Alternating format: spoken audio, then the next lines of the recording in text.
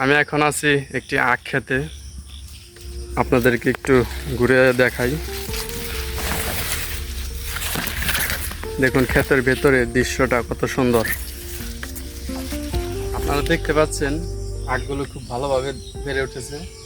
এই আখ থেকে আমরা চিনি, গুড় এবং আখের রস পাই। একটি আখ পরিপক্ক হতে কয়েক মাস সময় লাগে। হয় বাহির থেকে যতটা সাধারণ মনে হয়, ভেতরে আসলে দেখা যায় কত ঘন সবুজ পরিবেশ।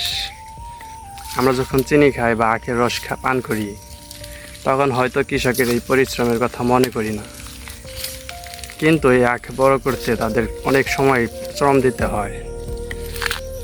সাধারণত একটি আখ কয়েক ফুট থেকে 10-12 ফুট পর্যন্ত লম্বা হয়ে থাকে। আখের প্রতি